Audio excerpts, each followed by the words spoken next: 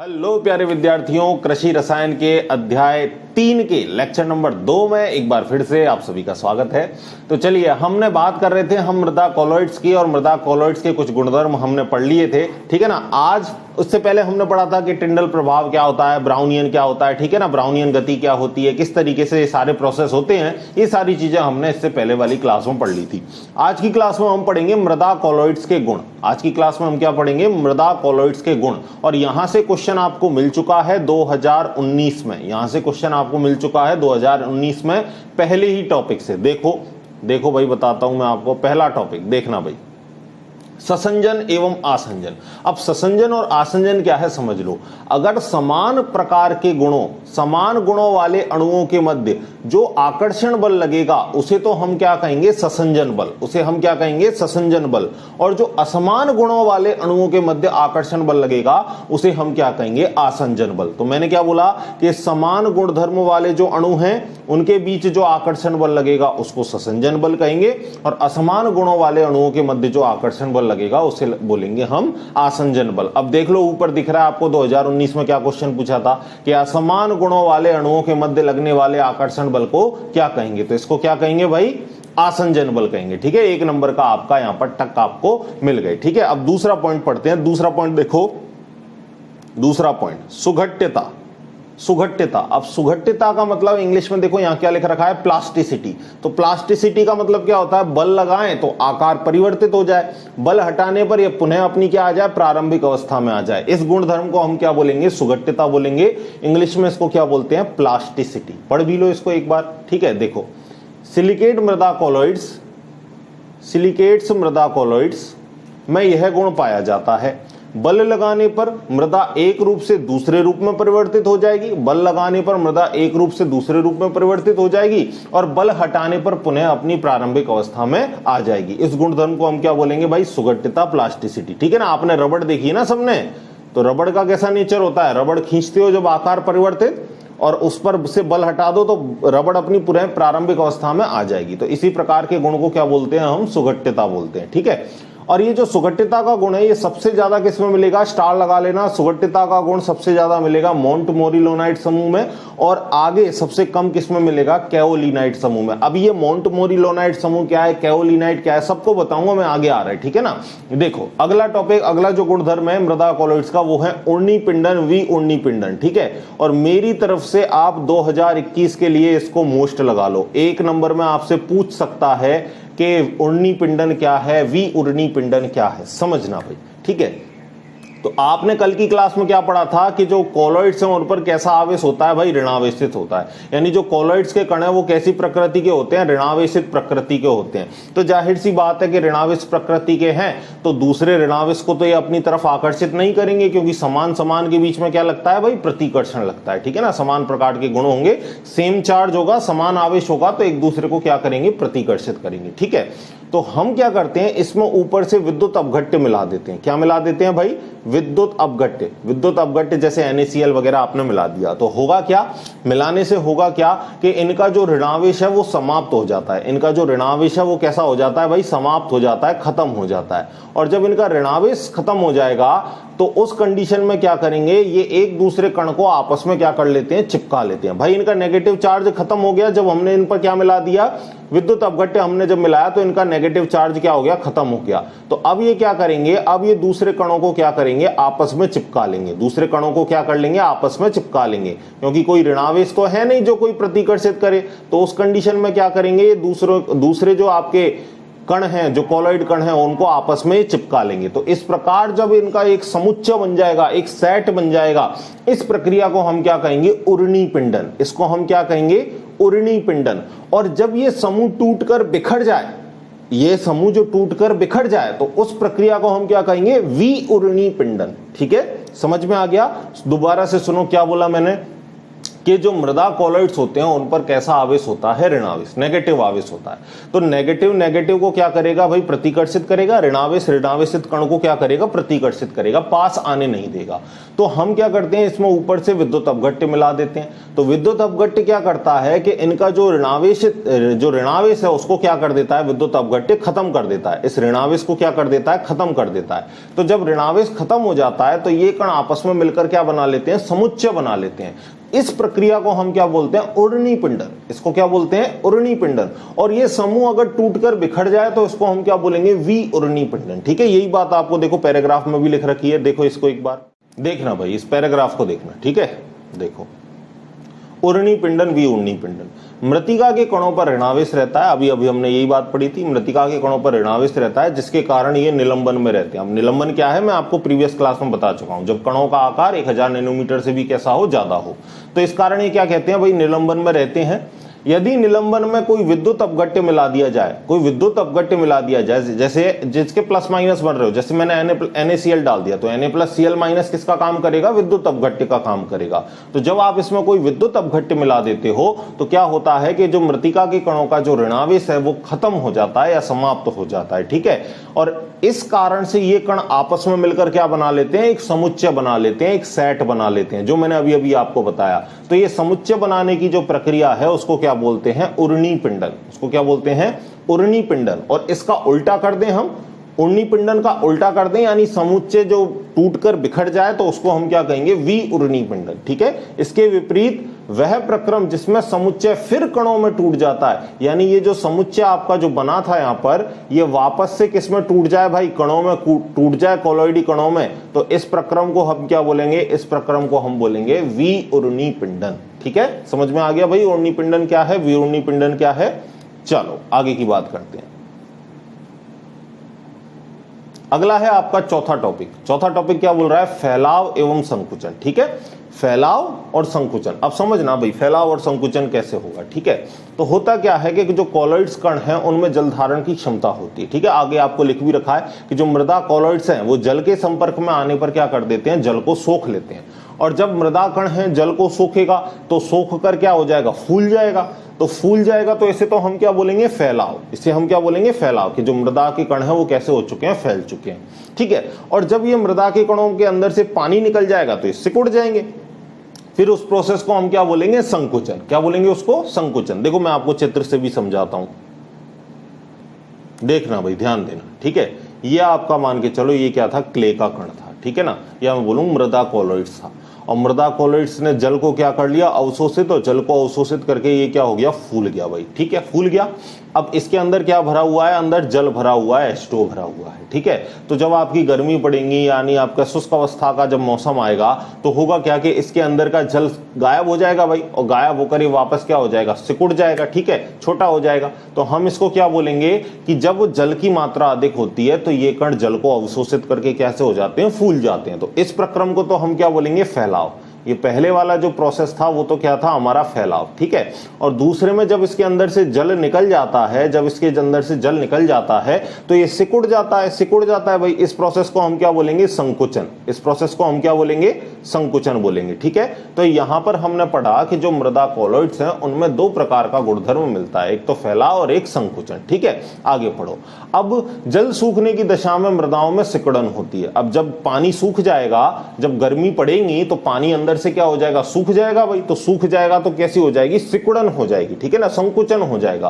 तभी आप देखते हो ना कि बरसात के बाद जब आपकी धूप पड़ती है तो मिट्टी के अंदर मोटी मोटी आपको दरारें मिल जाती है ना, मिट्टी के अंदर मोटी मोटी दरारें। तो वो दरारें किस गुणधर्म के कारण होती हैं भाई, इस फैलाव और संकुचन के कारण ही होती है। कि जब पानी था तो पानी आकर तो बढ़िया से वो क्या हो गए थे, कण फूल गए थे, लेकिन जैसे ही पानी सारा उड़ गया, गर्मी पड़ी तो सारा पानी निकल जाने की वजह से वो कण सिकुड़े।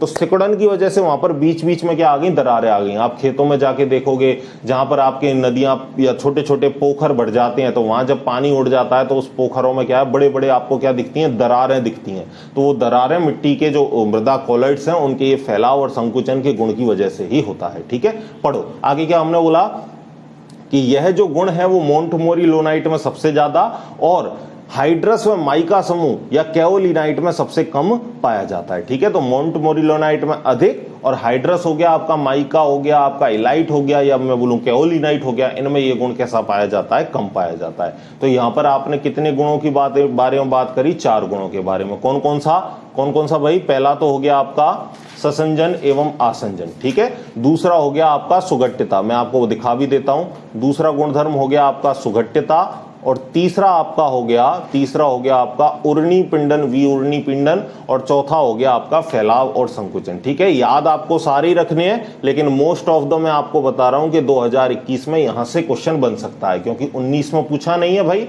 20 में यहां से पूछा नहीं है, तो हो सकता है 21 में यहां से क्वेश्चन बन जाए उर्णी पिंडन, विउर्णी पिंडन क्या है। ठीक है, आगे देखो, आगे आ जाओ भाई, मृदा कॉलॉइड्स के प्रकार। अब जो मृदा कॉलॉइड्स है उसको क्या कर दिया गया? वर्गीकृत कर दिया गया। ठीक है, तो मृदा कॉलॉइड्स को हमने कितने भागों में बांटा, उसका एक पहले पूरा चार्ट पढ़ते हैं। ठीक है ना, चार्ट भी आपको पूछ सकता है भाई, 2 नंबर में पूरा चार्ट ही पूछ लेके, मृदा कॉलॉइड्स के प्रकार को आरेख की सहायता से समझाइए। ठीक है, तो देखो इस पहले चार्ट को देखते हैं अपन, इसको स्मॉल कर लें अपन, जिससे पूरा दिख जाएगा। हाँ भाई, ठीक है, तो देखो पहला अपन आते हैं मृदा कॉलॉइड्स पर, और मृदा कॉलॉइड्स को कितने भागों में बांटा?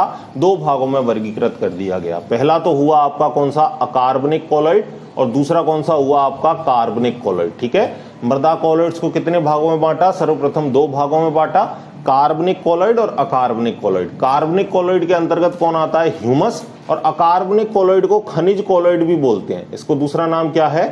खनिज कॉलॉइड। ठीक है ना, याद रखना। तो अकार्बनिक कॉलॉइड या खनिज कॉलॉइड को आगे जाके पुनः 2 भागों में वर्गीकृत कर दिया गया। ठीक है, देखो अकार्बनिक कॉलॉइड को हमने पुनः कितने भागों में बांटा? 2 भागों में। पहला कौन सा है? सिलिकेट क्ले, दूसरा कौन सा है? आयरन एवं एल्यूमिनियम हाइड्रोक्साइड। ठीक है, एक सेकेंड, हाँ भाई ये सही फंक्शन है। ठीक है, इसको यूज करते हैं, चलो ठीक है ना, नया फंक्शन मिल गया हमको। तो पहला मृदा कॉलॉइड्स, और मृदा कॉलॉइड्स को कितने भागों में बांटा? 2 भागों में। कौन कौन से? कार्बनिक कॉलॉइड्स, और दूसरा कौन सा हुआ? अकार्बनिक कॉलॉइड्स। ठीक है, और अकार्बनिक कॉलॉइड्स को पुनः 2 भागों में बांट दिया, पहला सिलिकेट एवं क्ले, दूसरा कौन सा हो गया? आयरन एवं एल्यूमिनियम हाइड्रोक्साइड। ठीक है ना, और मैंने आपको बता दिया कि जो आपका अकार्बनिक कॉलॉइड था उसको और दूसरे नाम में क्या बोलते हैं? हम खनिज कॉलॉइड बोलते हैं। ठीक है ना, अब यहां जो सिलिकेट क्ले था, जो आपका ये सिलिकेट क्ले था, इस सिलिकेट क्ले को पुनः कितने भागों में बांट दिया? 3 भागों में। ठीक है, कौन कौन से? पहला हो गया आपका केओलिनाइट, एक सेकेंड, पहला हो गया केओलिनाइट, दूसरा हो गया मोंटमोरिलोनाइट, और तीसरा हो गया आपका इलाइट, या इसका दूसरा नाम क्या है? हाइड्रस माइका समूह। ठीक है, तो देखो पूरे चार्ट को एक बार समरी करो, समरी करके इसको समझना है। पहला क्या बोलोगे आप? मृदा कॉलॉइड्स के प्रकार। कितने प्रकार हो गए? 2 प्रकार। कौन कौन से? अकार्बनिक कॉलॉइड्स, जिसको खनिज कॉलॉइड भी बोलते हैं, और दूसरा हो गया आपका कार्बनिक कॉलॉइड। कार्बनिक कॉलॉइड के अंतर्गत कौन आते हैं? ह्यूमस आते हैं। ठीक है ना, और इसके बाद हमने क्या बोला? कार्बनिक कॉलॉइड को कितने भागों में बांटा? 2 भागों में बांटा। पहला हो गया आपका सिलिकेट क्ले, और दूसरा हो गया आपका आयरन एवं एल्यूमिनियम हाइड्रोक्साइड। ठीक है, अब सिलिकेट क्ले को पुनः कितने भागों में बांटा? 3 भागों में। पहला हो गया केओलिनाइट समूह, दूसरा हो गया मोंटमोरिलोनाइट समूह, और तीसरा हो गया आपका इलाइट या हाइड्रस माइका समूह। ठीक है, क्लियर है चार्ट? अब चलते हैं हम आगे, और एक एक प्रकार को हम क्या करेंगे? अच्छे से समझेंगे। ठीक है ना भाई, देखना, चलो आगे चलते हैं। तो मृदा कॉलॉइड्स के प्रकार में हम पहला प्रकार ले लेते हैं, और पहला प्रकार है हमारा अकार्बनिक कॉलॉइड्स। ठीक है ना, अब अकार्बनिक कॉलॉइड्स को हमने क्या बोला था? दूसरा नाम खनिज कॉलॉइड्स। तो एक बार लाइन पढ़ लो, इनको खनिज कॉलॉइड भी कहा जाता है। इनमें मुख्य रूप से मृत्तिका क्ले आती है। अब ये मृत्तिका क्या है? पहले भी बता चुका हूं, दोबारा सुन लो। मृत्तिका क्या है भाई? महीन कणों वाली चट्टानी है। चट्टान या मैं बोलूं मिट्टी का एक प्रकार ही है। ठीक है ना, जो किससे बनी हुई होती है?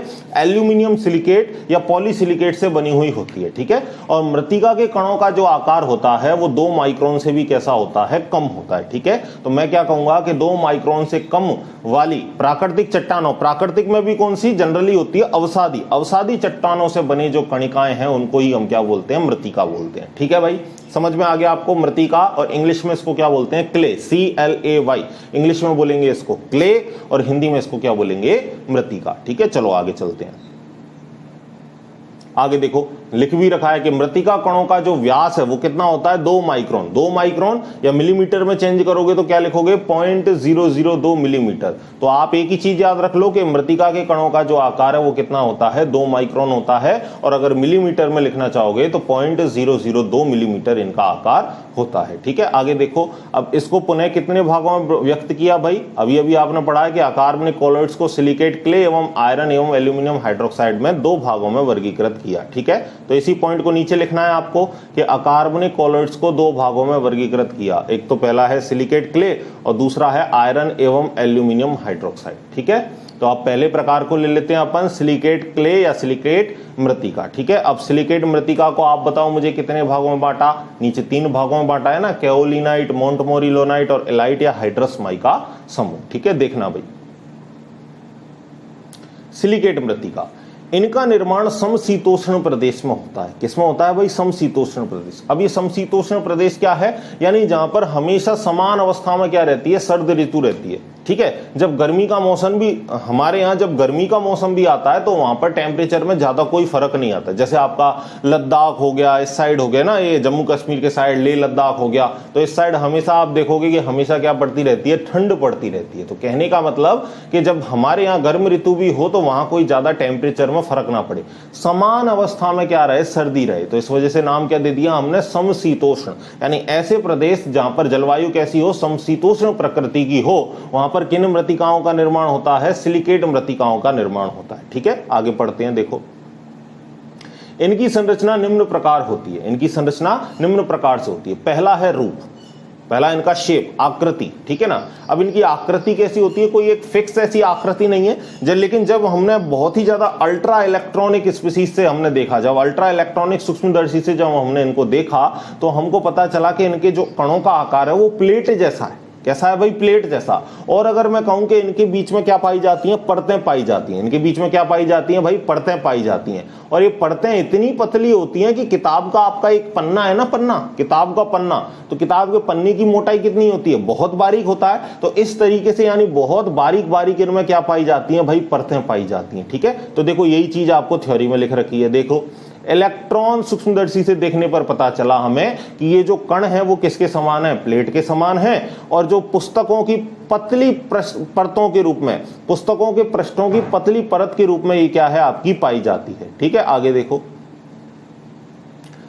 स्तरीय होती है। स्तर का मतलब एक दूसरे से लेवल मिलेंगे भाई, जैसे ये परत है तो परत को हम परत भी बोल सकते हैं या दूसरी भाषा में हम इसको स्तर भी बोल सकते हैं। ठीक है, इसका पर्यायवाची शब्द है, यानी स्तरीय पाई जाती है, परतीय पाई जाती है, परतों के रूप में ये क्या है, सिलिकेट क्ले आपकी पाई जाती है। ठीक है, और इसका आकार कैसा है, षटभुजाकार, यानी इसकी षटभुजाकार आकृति हो सकती है या अनियमित छड़नुमा पाई जाती है। षटभुजाकार आपको पता ही है, ये षटभुजाकार है, षटभुजाकार आकृति हो सकती है या आपकी अनियमित छड़नुमा आकृति भी इसकी कैसी है, हो सकती है। ठीक है, समझ में आ गया बात, रूप आकृति समझ में आ गई। तो आकृति में हमने क्या बोला भाई कि जब हमने इलेक्ट्रॉनिक सूक्ष्मदर्शी से देखा तो जो इनका आकार है वो कैसा है भाई, इनका आकार बहुत ही कैसा है, छोटा तो है ये, साथ में प्लेट नुमा आकृति पाई जाती है। दूसरी बात, षटभुजाकार होते हैं, अनियमित छड़ नुमा आकृति इनकी होती है। दूसरी बात हमने इसमें बोली कि परतें पाई जाती हैं, और परतें कैसी होती हैं, बहुत पतली। किताब के पेज का जो मोटाई होती है इस तरीके से बहुत महीन बारीक क्या पाई जाती हैं, परतें पाई जाती हैं। ठीक है, पहला पॉइंट क्लियर है इनकी आकृति का। अब दूसरा पॉइंट देखो, दूसरा है सतही क्षेत्रफल, सरफेस एरिया। दूसरा क्या है भाई आपका, सरफेस एरिया, सतह क्षेत्रफल। ठीक है, अब एक क्वेश्चन पूछता हूं मैं आपसे, एक बड़ा सा आपके पास लकड़ी का तना है, उसका सरफेस एरिया ज्यादा है, उसका क्षेत्रफल ज्यादा है, या मैं उस तने के टुकड़े टुकड़े करके लकड़ियां कर दूं, उनका क्षेत्रफल ज्यादा है। जैसे देखो मैं आपके लिए बना ही देता हूं, ये हमने क्या ले लिया, ज्यादा बड़ा हो गया, चलो छोटा करते हैं। ये देखो, ये हमारे पास एक लकड़ी का बड़ा सा क्या है, तना है। ठीक है, अब मेरा क्वेश्चन ये है आपसे कि ये तना है और इसके हमने क्या कर दिए, टुकड़े कर दिए, और टुकड़े करने के बाद हमने इसकी ऐसी छोटी छोटी लकड़ियों में हमने इसको काट दिया। ठीक है भाई, ये छोटी छोटी लकड़ियों में हमने इसको काट दिया। तो क्वेश्चन ये है मेरा कि ये बड़े जो तना आपको दिख रहा है इसका क्षेत्रफल ज्यादा है या ये जो छोटी छोटी लकड़ियां हैं इनका क्षेत्रफल ज्यादा है? भाई क्षेत्रफल बराबर क्या होता है? लंबाई इंटू चौड़ाई। आप सबने नॉर्मल फॉर्मूला पढ़ रखा है, ठीक है ना? तो लेकिन मैं क्या कहूंगा कि जब आप इस लकड़ी के टुकड़े कर दोगे तो ये ज्यादा जगह को घेरेंगे, तो इनका क्षेत्रफल बढ़ जाएगा। छोटे छोटे टुकड़े हो जाएंगे ना भाई बहुत सारे, तो इनका क्षेत्रफल कैसा हो जाएगा? बढ़ जाएगा। और मैं आपको सिंपल सा एग्जाम्पल देता हूं। नमक का डेला है और उस नमक का बुरादा कर दो, तो आप देखोगे कि जब आप नमक का बुरादा करोगे, नमक का चूर्ण करोगे, तो नमक के चूर्ण ने ज्यादा जगह घेरी होगी, ज्यादा जगह घेरेगा ना, तो उसका क्षेत्रफल कैसा हो जाएगा? ज्यादा। तो मैं कह सकता हूं कि अगर कणों का आकार जितना छोटा होगा उनका क्षेत्रफल भी कैसा होगा? उतना ही ज्यादा होगा, ठीक है? और आपको मैंने अभी अभी बताया कि जो सिलिकेट क्ले के जो कण हैं उनका आकार बहुत ही कम होता है। कितना होता है? 2 माइक्रोन से भी कम होता है, ठीक है ना? तो कहने का मतलब जब इतना छोटा आकार है तो जितना छोटा आकार होगा उतना ही सतही क्षेत्रफल कैसा होगा? ज्यादा होगा। तो सिलिकेट मृत्तिका के जो कण हैं उनका जो सतह क्षेत्रफल है, जो सरफेस एरिया है, वो कैसा होता है बच्चों? ज्यादा होता है, ठीक है? Is that clear? चलो आगे चलते हैं। ये देख लो भाई, पढ़ भी लो आप। मृत्तिका के कण बहुत बारीक होते हैं, अतः इनका बाह्य क्षेत्रफल कैसा होता है? बहुत अधिक होता है। वही बात आ गई भाई। आगे चलते हैं। विद्युत आवेश, इलेक्ट्रिकल चार्ज। देखना भाई इसको, विद्युत आवेश, इलेक्ट्रिकल चार्ज। अगला देखो भाई, अगला टॉपिक है हमारा विद्युत आवेश, ठीक है? Electric charge. अब इलेक्ट्रिक चार्ज में आप सबको पता है कि जो कोलॉइड कण है उन पर कैसा आवेश है? ऋणावेश है। तो ऋणावेश है तो ये किसको आकर्षित करेंगे अपनी सतह के ऊपर? भाई धनावेश को आकर्षित करेंगे। यही तो होगा भाई, यही कहानी होगी कि ऋणावेश है तो अपने सरफेस एरिया पर किसको आकर्षित करेंगे? धनावेश को आकर्षित करेंगे। पढ़ भी लो एक बार इस पैराग्राफ को कि इनके कणों पर क्या पाया जाता है? भाई ऋणावेश पाया जाता है, इसलिए धनायनों को अपनी ओर आकर्षित करते हैं। इस प्रकार जो अंदर की परत है वो तो ऋणावेशित रहती है और बाहर की परत कैसी हो जाती है? धनावेशित हो जाती है। भाई ये रहा आपका क्ले का कण, ये रहा आपका क्ले का कण, ठीक है? अब मैंने क्या बोला कि क्ले मृत्तिका, इन पर कैसा आवेश होता है? ऋणावेश। ये लो भाई, इन पर ऋणावेश हो गया। हर जगह हमने क्या लगा दिया? नेगेटिव चार्ज लगा दिया। अब नेगेटिव चार्ज है तो ऊपर आकर्षित कौन होगा? ऊपर आकर्षित होंगे भाई धनायन, धनायन आकर्षित होंगे। ये लो धनायन आकर्षित हो गए हर जगह, ठीक है? हो गए धनायन आकर्षित। अब हम क्या बोल रहे हैं कि अगर ये संरचना होती है तो देख लो जो अंदर वाली परत है वो तो कैसी हो जाती है? ऋणावेशित। अंदर कैसे है? माइनस माइनस चार्ज है ना। और बाहरी परत में देख लो, बाहरी परत कैसी हो जाती है? धनावेशित। यानी बाहरी परत पर तो धनावेश आ जाते हैं, इसलिए बाहरी परत धनावेशित, और आंतरिक परत कैसी हो जाती है? ऋणावेशित हो जाती है। अगला देखो, अगला कौन सा है? अधिशोषित आयन। सीधी सीधी बात है, अभी अभी बताया था कि जब परत ऋणावेशित है, जब सिलिकेट के जो कण है वो ऋणावेशित हैं, तो किसको आकर्षित करेंगे? धनायनों को आकर्षित करेंगे। और धनायनों को आकर्षित करेंगे तो किसके विनिमय की क्षमता बढ़ेगी? धनायन विनिमय की क्षमता भी कैसी हो जाएगी? बढ़ जाएगी, ठीक है? यही बात कह रखी है कि मृत्तिका के कणों पर कैसा आवेश होता है? भाई ऋणावेशित होता है, अतः धनायन जो होते हैं वो अधिशोषित होते हैं। तो धनायन अस्थिर परत के रूप में अधिशोषित होते हैं। अस्थिर परत का मतलब कि ये ऐसा नहीं है कि एक बार चिपक गए तो बस हमेशा वहीं के वहीं रहेंगे। कोई दूसरा धनायन आके इसको क्या कर सकता है? प्रतिस्थापित भी कर सकता है। जैसे फॉर एग्जांपल अभी आपने बनाया था कि ये रहा आपका सिलिकेट क्ले और इसके ऊपर कौन अधिशोषित है? ये धनायन अधिशोषित है। अगर यहां कोई दूसरा धनायन है तो वो इसकी जगह आकर इसको यहां से प्रतिस्थापित भी कर सकता है और आकर इसकी जगह भी ले सकता है। तो कहने का मतलब कि ये जो धनायन है वो अस्थिर अवस्था में यहां पर अधिशोषित रहते हैं, दूसरा धनायन आके इनको प्रतिस्थापित भी कर सकता है। कहने का मतलब धनायन विनिमय क्षमता भी अच्छी तरीके से यहां पर हो सकती है, धनायन विनिमय क्षमता भी यहां पर पॉसिबल है, धनायन विनिमय क्षमता बढ़ भी सकती है, ठीक है ना?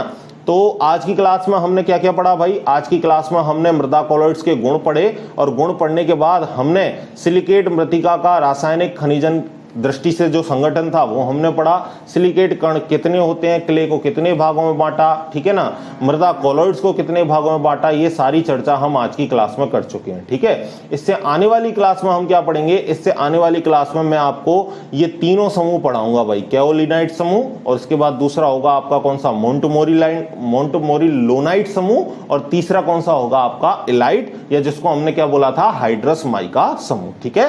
तो आज की क्लास में इतना ही, आगे पढ़ते रहिए और मिलते हैं अगले लेक्चर में। इसी तरीके से नोट्स आप साथ के साथ बना सकते हो, ठीक है, वरना आपको बुक है ना जो भाई बुक को प्रीफर करो, कोई भी चीज यहां से बाहर नहीं है, ठीक है। फिर भी मैंने आपको पीडीएफ फॉर्म में नोट्स अवेलेबल करवा रखे हैं, आप उनको पढ़ सकते हो और आप अपने हाथ से नोट्सों को लिखोगे तो उनकी होड़ नहीं है भाई, ठीक है ना। आप अगर खुद बैठकर नोट्स बना रहे हो तो वो आपके सबसे इफेक्टिव नोट्स हैं, क्योंकि आपने पढ़ने के साथ साथ आपने खुद ने नोट्स बनाए, ठीक है।